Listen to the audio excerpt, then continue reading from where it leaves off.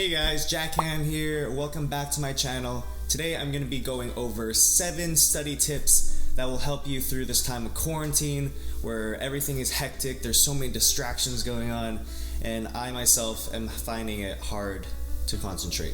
So let's get into it. First, a bonus tip already. Dress comfortably. Who are you trying to impress and who are you trying to look professional for? There's just no need, and honestly, if it makes you feel better, you can get dressed up like what I have on top, and if not, I'm just going to be going around wearing sweats as I film the rest of this video. So let's get into it.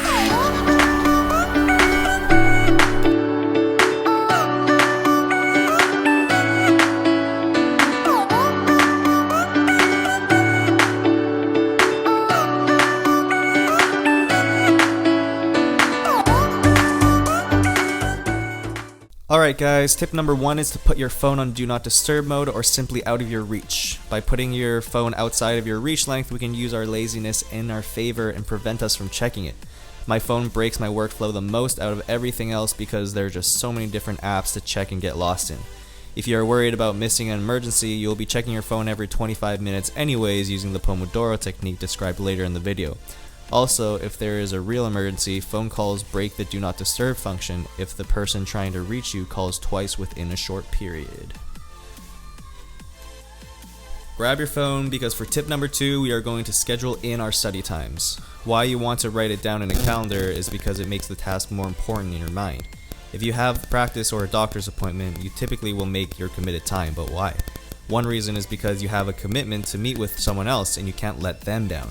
Try to trick your brain into thinking that this study session is an appointment that you have with yourself and you owe it to yourself to start at the specific meeting time. And if you really can't do that, I made a study with me video, so set up a study session with me. Link in the description. Study tip number 3 is to choose a designated study space, which for me is the library. So let's go there.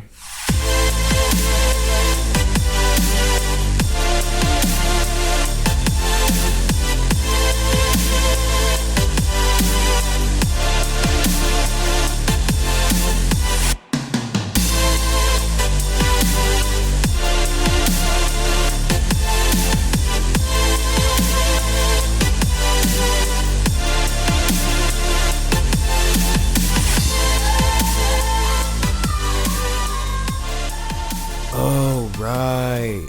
The library is closed because there is a global pandemic happening and the state of California shut down. Please stay home. Well, I guess I need to find another Oh, found one. Before we get into the rest of the video, I'd like to introduce another dentistry channel here on YouTube. My friend Chelsea started a YouTube channel called Spring Into Dentistry, and I'll link her information down below if you want to check her out. Her channel is also new, so I know that she would appreciate you guys going over there, checking her out, and supporting her as well. Now let's get into the rest of the video. It is important to designate a study spot because your brain will associate that location to working. It will become easier and easier to focus as it will become easier to get in the zone at this specific study place. Of course, try to use this location just for doing work because if you nap every time you try to study at said location, it will turn into a scheduled nap time. This is why I would also avoid studying on your bed because you should associate your bed just with sleeping to get higher quality sleep. If you do get bored of a study spot, change it up. Tip number 4 is to bring everything you need to your study area. This is important if you are planning on studying for a long time.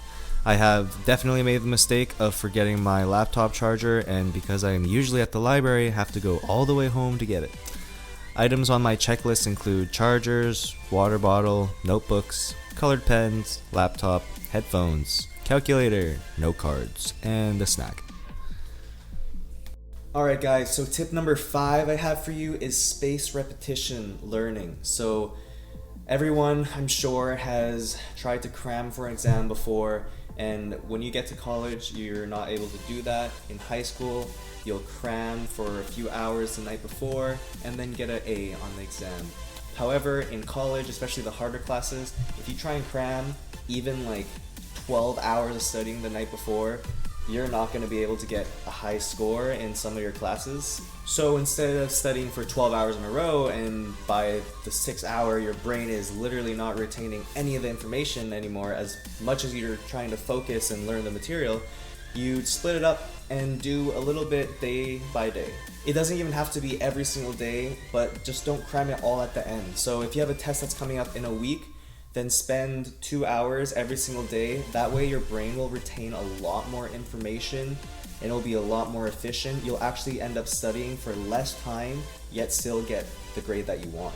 Going along with spaced repetition is the Pomodoro technique, which I showcased in my last video, and you can go check that out and study with me if you want.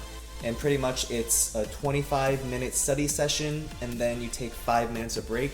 And when you're taking the 5-minute break, you're actually taking it. It doesn't matter how focused you were on your task at the moment, you actually go and take that 5-minute break to have your snack, or go on your phone, or watch a YouTube video.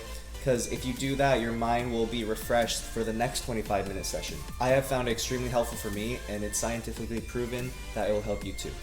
The last tip I have for you guys is use supplementary sources when you're learning.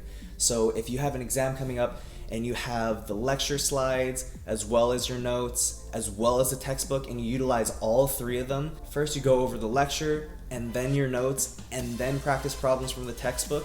If you do all of those 3, that's a good start.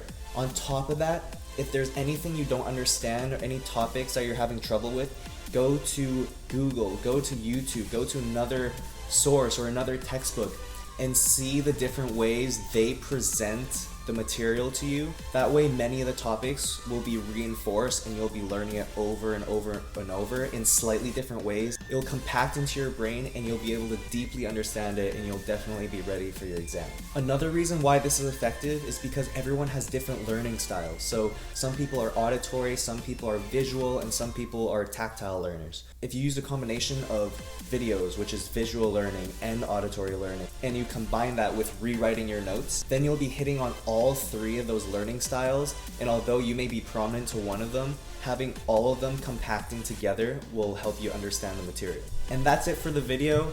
Please leave a comment below on which of these tips you think will be the most effective for you and which ones you'll utilize. If you found this video at all useful, I would be appreciative if you gave support back to this channel by liking and subscribing to the channel. And leave a comment below if you have any video ideas. I'll be happy to make a video about them. I hope you guys enjoyed this video, and I'll see you guys next time.